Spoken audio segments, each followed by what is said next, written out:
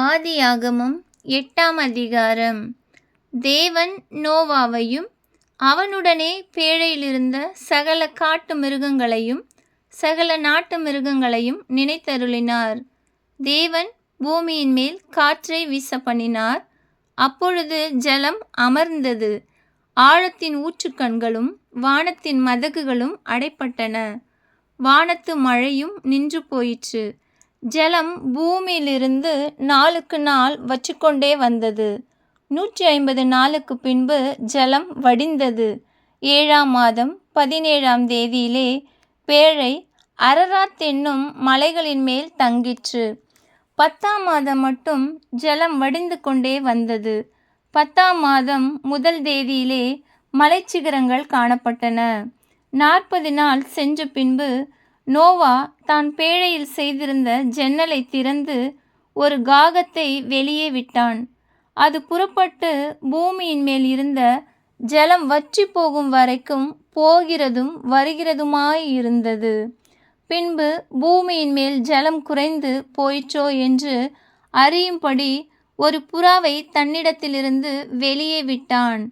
பூமியின் மீதெங்கும் ஜலம் இருந்தபடியால் அந்த புறா தன் உள்ளங்கால் வைத்து இளைப்பாற இடம் காணாமல் திரும்பி பேழையிலே அவனிடத்தில் வந்தது. அவன் தன் கையை நீட்டி அதை பிடித்து தன்னிடமாக பேழைக்குள் சேர்த்து கொண்டான்.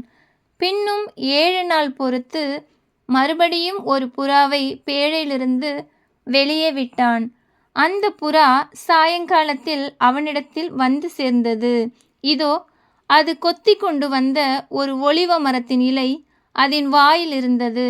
அதனாலே நோவா பூமியின் மேல் ஜலம் குறைந்து போயிற்று என்று அறிந்தான்.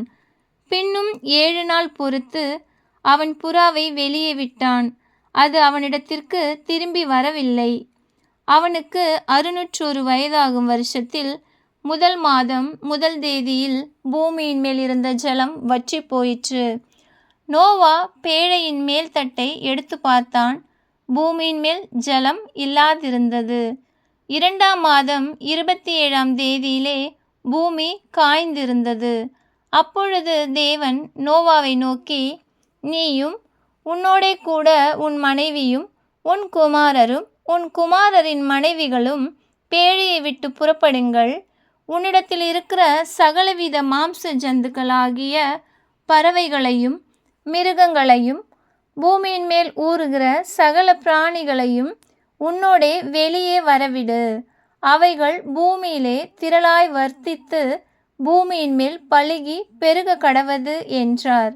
அப்பொழுது நோவாவும் அவன் குமாரரும் அவன் மனைவியும் அவன் குமாரரின் மனைவிகளும் புறப்பட்டு வந்தார்கள்.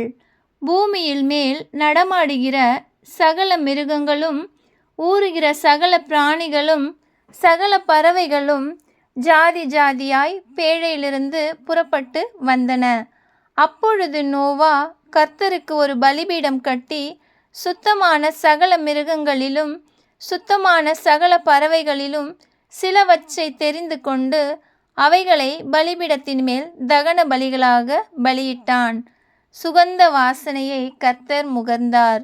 அப்பொழுது கர்த்தர், இனி நான் மனுஷன் நிமித்தம் பூமியை சபிப்பதில்லை. மனுஷனுடைய இருதயத்தின் நினைவுகள் அவன் சிறு வயது தொடங்கி பொல்லாததாயிருக்கிறது. நான் இப்பொழுது செய்தது போல இனி சகல ஜீவன்களையும் சங்கரிப்பது இல்லை. பூமியில் உள்ள நாளளவும் விதைப்பும் அறுப்பும் சீதளமும் உஷ்ணமும் கோடைக்காலமும் மாரிக்காலமும் பகலும் இரவும் ஒழிவதில்லை என்று தம்முடைய உள்ளத்தில் சொன்னார்.